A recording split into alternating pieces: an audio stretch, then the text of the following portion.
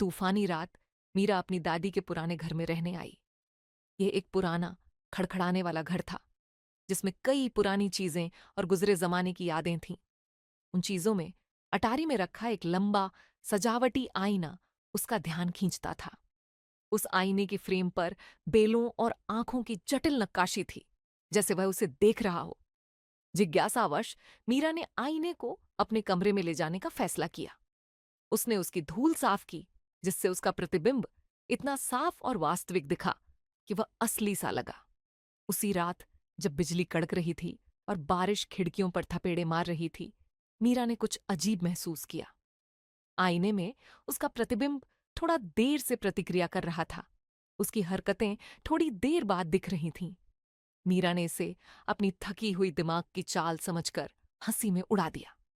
लेकिन जब उसने बत्तियां बंद कीं और बिस्तर पर लेटी, तो कमरे में एक हल्की फुसफुसाहट गूंजी। मदद करो। मीरा चौंक कर उठ बैठी।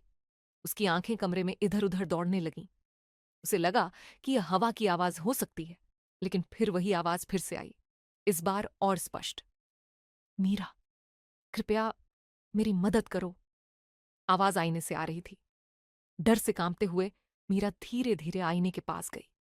उसका प्रतिबिंब उसे घूर रहा था, लेकिन कुछ गड़बड़ थी। आईने में दिख रही मीरा ने वही कपड़े नहीं पहने थे जो उसने पहने थे।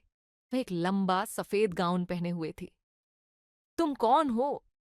मीरा ने फुसफुसाते हुए पूछा। उसकी आवाज कांप रही थी। प्रतिबिंब उसकी ओर झुका, हालांकि मीरा हिली भी नहीं थी। मैं यहां फंसी हुई हूं। तुम्हें आईने को तोड़ना होगा। मीरा घबरा गई और पीछे हट गई। प्रतिबिंब का चेहरा बेबसी में मरोड़ खा गया। कृपया, अगर तुमने ऐसा नहीं किया तो तुम मेरी जगह ले लोगी। मीरा कुछ समझ पाती इससे पहले ही आईना हल्का चमकने लगा। उसके प्रतिबिंब का हाथ कांच के पार आने की कोशिश कर रहा था, जैसे वह बाहर निकलना चाह रहा हो। कमरे में ठंडक बढ़ गई और फुसफुसाहटें दर्दनाक चीखों में बदल गईं। अचानक मीरा ने महसूस किया कि एक अदृश्य शक्ति उसे आईने की ओर खींच रही है। उसने बिस्तर के किनारे को पकड़कर खुद को रोकने की कोशिश की, लेकिन खिंचाव बहुत तेज था। जैसे ही उसकी उंगलियां कांच को छूने वाली थीं, उसने चीख कर कहा, रुको! कमरा शांत हो गया। खिंचाव रुक गया। मीरा लड़खड़ाकर पीछे हट गई। उसकी सांसें तेज चल रही थीं।